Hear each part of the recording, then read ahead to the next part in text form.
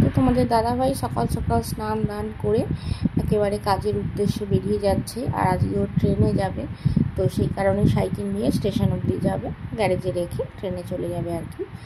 আর আজকে বউ ভাত, কিন্তু বউ ভাতের অনুষ্ঠান বলে তো আর কাজকর্ম বন্ধ দিয়ে বাড়িতে বসে থাকলে চলবে না। তো রাত্রে এসে যাবে আর কি, অ্যাটেন্ড করবে। আর দুপুরে আমরা যাব। আর আজকে রান্নাবান্না কিছুই করিনি, আমাকে বারণ করলো রান্নাবান্না করতে। তো ওখানে কি কয়েকজন মানুষ থেকে কাজকর্ম করে, তো তাদের কাছেই খাওয়া দাওয়া করে নেবে। আর এখানে ফুল গাছগুলো একটু জল দিতে বলে গেল, তো চলো একটু জল দিয়ে দিই। Hello everyone, good morning, welcome back to my channel. আশা করছি তোমরা প্রত্যেকে খুব ভালো আছো, আর আমরাও বেশ ভালো আছি।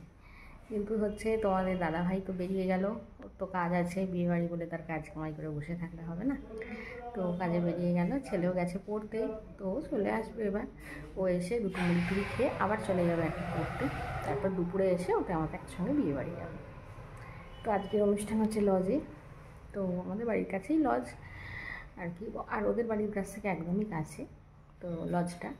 তো ওখানেই অনুষ্ঠান আজকে আছে, দুপুরে হবে না, প্লাস রাত্রে তো আছেই।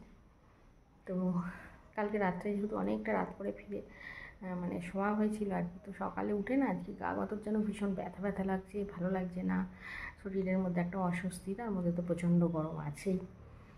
তো এই নিয়েই হচ্ছে কাজকর্ম। তো এবার ঘর বারান্দাগুলো মোছামুছি করবো। তোমাদের দাদা ভাইয়ের এই দেখতে পাচ্ছ ওখানে যে জামা কাপড়গুলো রাখা আছে ওই যে সিঁড়ির নিচে, তো ওগুলো কাচতে হবে, ওগুলো কাচবো। তো এই সমস্ত কাজকর্ম আছে, তো চলো এক এক করে কাজকর্ম করতে থাকি। স্নান টান করে এই তো কাপড় জামাগুলো গুছাতে লেগে পড়েছি। আর এই শাড়িটা দেখো, এই শাড়িটা গুছিয়ে নিলাম, কালকে এই শাড়িটা পরে আর কি বরযাত্রী গিয়েছিলাম, তো তোমাদেরকে একটু দেখিয়ে দিলাম। তো গুছিয়ে রেখে দিলাম, ওটা হচ্ছে একটা নকল বালুচরী শাড়ি। তো বালুচরী শাড়ির আমার না ভীষণ শখ ছিল। একবার বিষ্ণুপুর বেড়াতে গিয়েছিলাম তোমাদের দাদাভাইয়ের সাথে, এই গত 2-3 বছর আগে। তো তখন না ওই বিষ্ণুপুরে গিয়ে আর কি একটা জায়গায় গিয়েছিলাম, তো ওখানে আর কি শাড়ির ফ্যাক্টরি। তো যা শাড়ির দাম শুনলাম, একদম ছিটকে বেরিয়ে চলে আসলাম। মানে যে বালুচরী সিল্কের শাড়ি আর কি 6,500 টাকা থেকে শুরু, স্টার্টিং। তো একদম ছিটকে বেরিয়ে চলে এসেছি। ওখান থেকে এসে তোমাদের দাদাকে বললাম যে চলো আমাকে একবার রূপশ্রীতে নিয়ে চলো, সিঙ্গুরের যে রূপশ্রী বড় দোকান আছে, তো ওখানে গিয়ে আর কি ওই নকল বালুচরীটা আমি নিয়েছিলাম। যাই হোক, দুধের স্বাদ ঘোলে মেটানোর মতো অবস্থা আর কি। তো এই শাড়িটা বেশি দাম নেয়নি, এই শাড়িটা ওই 1200 টাকা মতো দাম নিয়েছিল। তো দেখো, অত দামি শাড়ি পরার কি সৌভাগ্য আমাদের বলো। আমরা অতি সাধারণ ঘরের মানুষ, আমাদের দুধের স্বাদ ঘোলে মেটানো ছাড়া তার কোনো উপায় নেই, তাই না? 6,500 টাকার শাড়ি স্বপ্নেও ভাবতে পারি না। তো যাই হোক, এদিকে কাপড় জামাগুলো গুছিয়ে নিচ্ছি, কারণ এই শাড়িটা মানে গতকাল আর কি দুপুরে পরে বিয়ের দিন আর কি খাওয়া দাওয়া করতে গিয়েছিলাম, তো গুছিয়ে রেখে দিই। আর এই শাড়িটাও না বেশ 2-3 বছর আগে আর কি তোমাদের দাদাভাই এক পুজোতে আর কি একবার দিয়েছিল। তো শাড়িটা না কাচাতে দিলে ভালো হয়, কিন্তু বাড়িতে একটু ধুয়ে মার দিয়েছিলাম, তো শাড়িটা যেন ঠিকঠাক লাগছে না আর কি। তো দেখি 2-3টে শাড়ি আছে এই জামদানি শাড়ি, তো ভাবছি একটু ভালো করে লন্ড্রিতে দিয়ে কাচিয়ে রেখে দেবো আর কি। কাচানোর শাড়ি না সত্যি কথা বলতে কি আলমারিতে থাকলে আর একদম বার করে পরতেই ইচ্ছা করে না, দেখে দেখে মনে হয় তুলে রেখে দিই, তাই না বলো? এরকম অনেকেরই হয় মনে হয় আমার মতো। তো সেই কারণে খুব একটা শাড়ি কাচাই না। এখন রেডি হয়ে নিয়েছি, তো বিয়েবাড়ি যাওয়ার উদ্দেশ্যে এই যে একটা লাল রঙের শাড়ি পরে নিয়েছি, আর এই ব্লাউজটা তো গতকাল পরেছিলাম ওটাই পরে নিয়েছি, এই গরমে আর অন্য কিছু বার করলাম না। তো চলো এবার বেরিয়ে যাই। আর ছেলে না বায়না ধরেছে যে মা তোমাকে বাইকে চাপিয়ে নিয়ে যাব। তো ছেলের বাইকে করে যাই, গিয়ে দেখি বেশি দূর নয়, আমাদের বাড়ির কাছেই। আমি আবার ওকে বলছি যে বাবু ফেলে টেলে দিস না যেন। তো চলো, ও রাস্তার ধারে বাইকটা নিয়ে গেছে, আমি এবার চারিদিকে চাবি টাবি দিয়ে বেরিয়ে যাই। আর শাশুড়ি মা আগেই চলে গেছেন, কারণ পিসিমার শাশুড়ি, তারপরে পিসিমার মেয়ে, সবাই এসেছে, তো ওদের সঙ্গে আর কি শাশুড়ি মা আগেই চলে গেছেন। তো চলো আমি এবার বেরিয়ে যাই।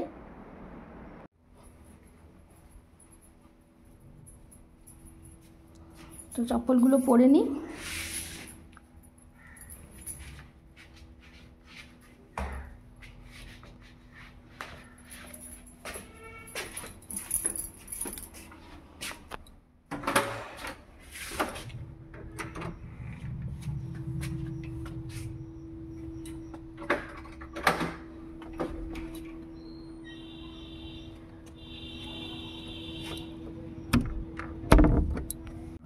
ওই দেখো ছেলে দাঁড়িয়ে আছে গাড়ি নিয়ে।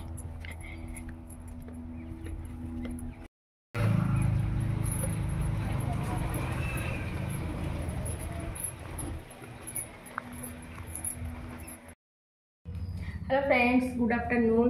এখন সময় হচ্ছে বিকেল 5টা। তো বাচ্চাটা এখনো পড়তে আসেনি, কেন জানি না, আসবে না নাকি ভেবেছে হয়তো আমাদের বিয়ে বাড়ি, তো সেই কারণে হয়তো আসেনি। তো এর আগের দিনই ওর মাকে বললাম আমি, কি সুন্দর হাওয়া, তো ওর মাকে আর কি আগের দিনে আমি বললাম যে আমাদের বিয়ে বাড়ি তো বাড়িতে নয়, যে বাড়িতে বিয়ে বাড়ি হচ্ছে, তুমি দিয়ে যাবে বাচ্চাটাকে, আমি পড়াবো। তো কি জানি আসবে কি আসবে না, 5টা বেজে গেছে। তো চলো ছাদে যাই, জামা কাপড়গুলো তুলে নিই চটপট করে।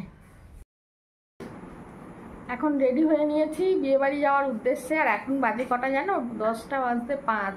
তো ছেলে এখনও পড়ে বাড়ি আসেনি, তো আসুক, আমরা রেডি হয়ে নিয়েছি। তো আসলে তারপর আর কি একসঙ্গেই যাব। তো ছেলে একবার ফোন করেছিল, তো ফোন করে বললো যে মা তোমরা তাহলে যাও আর আমি একটু পরে যাব। এবার ও যে আমরা যে চলে যাব, ওর কাছে তো চাবি নেই।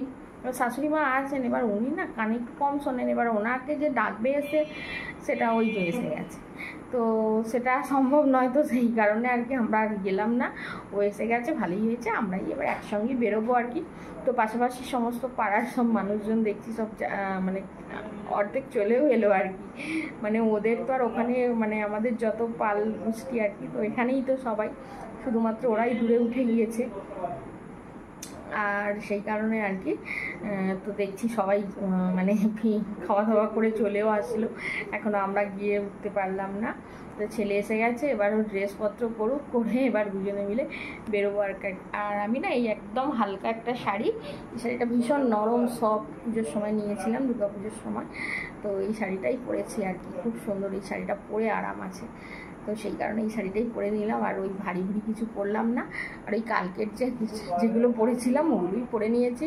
তো অন্য গলা জোড়া হারটা আছে, ওর সবার এখন এই গরমে একদম ভালো লাগছে না পরতে, তো এগুলোই পরেছি। পরে এবার দেখি গুটি গুটি পায়ে যাই। তো এখন অলরেডি বিয়েবাড়ি অর্ধেক ফাঁকা হয়ে যাবে, তো যাব, খাওয়া দাওয়া করে চলে আসবো, এই হচ্ছে ব্যাপার। তো চলো, ছেলে এবার ড্রেসপত্র করুক।